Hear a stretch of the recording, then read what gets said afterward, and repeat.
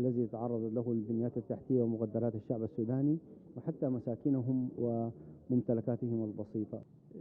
Biz herhangi bir ülkede yeni faaliyete başlayacağımız zaman bizim için en önemli olan tüm STK'lar gibi kurban gönderirken genellikle bu ceseden düşürmüş oluyor.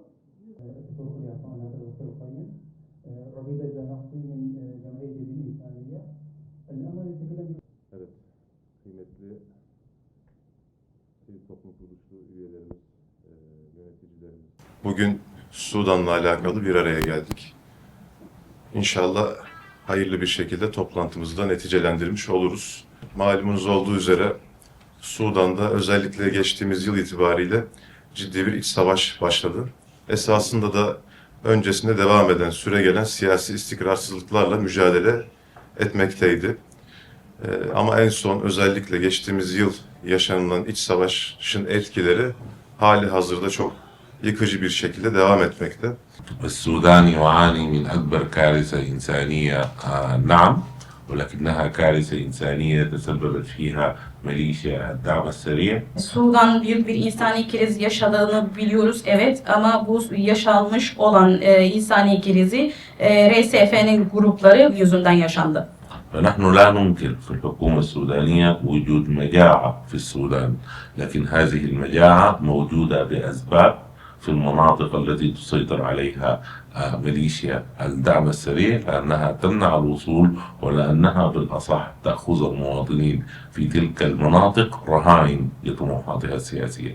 Biz devlet olarak da kesinlikle bizim bulunduğumuz bölgede açlıklık bulunmasını söylemiyoruz. Açlık genellikle RSF'nin bulunduğu bölgelerde ve onlar kesinlikle insani yardımlarının oraya ulaşmasına izin vermiyorlar. المجتمع الدولي يتحدث كثيرا عن الأزمة الإنسانية في السودان، لكنه لا يقدم مساعدات كافية لحجم هذه الأزمة. وهنا دعوني أذكر بعض الأرقام. Tabii uluslararası toplumun ve kuruluşları Sudan'ın hakkından konuşuyorlar ama ciddi bir yardım bulunmuyor. İnsani yardımı göndermiyor Sudan'a.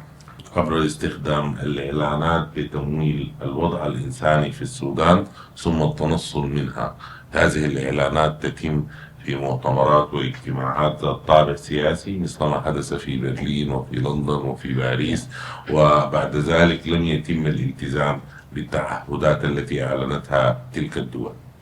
Tabii uluslararası kurumların bunu reklam olarak kullandığını söylemek istiyorum. Özellikle Berlin, Paris gibi bölgelerde sadece reklam olarak insani durumunu anlatarak ama hiçbir şekilde bir insani yardımı ulaştırmamışlar.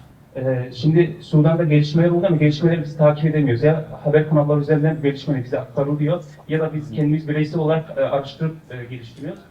Benim yani engel olarak gördüğüm şey şundan bahsettim. Sudan'daki insani yardım krizinin öncelikleri, ihtiyaçları, orada gelişmeleri aktaracak bir kanal olsa, insani yardım kuruluşlarına iletse, örneğin Hartum'un evet kurtuldu, Hartum'da şu kadar insan göç etti çünkü en son 4-5 milyon insandan bahsediyoruz, bunların ihtiyaçları var. Belki bu engel olabilir insani yardım hareketinde. Sudan'daki ihtiyaçlar nelerdir? Hangi bölgelerde ne ihtiyaç vardır? Ve son durum Sudan'da insani yardım açısından ne olduğuyla ilgili bir soru sordu. شكرا جزيلا. بالتأكيد غياب المعلومات هو واحدة من المشاكل الكبيرة التي واجهت السودان، غياب المعلومات الصحيحة في خضم هذه الحرب. هناك تقرير أسبوعي يصدر من المستشارية الشؤون الإنسانية في السودان ويتضمن أبرز المعلومات المتعلقة بالوضع الإنساني، وأرجو أن ستتم مشاركته بشكل أسبوعي مع القنصلية هنا، وأرجو أن تودعوا أرقامكم لدى القنصلية وستولوا توزيعه لكم. سيكون هذا التقرير يحتوي على المعلومات المهمة التي يعني تعكس الوضع الإنساني في السودان. Tabii doğru bilgilerin Sudan'dan buraya gelmesi büyük bir sıkıntı, onu farkındayım. Ama bizim insani kuruluşlar birimi haftalık bir rapor düzenliyor. Bu raporu başkonsolosluğuyla paylaşılacaktır.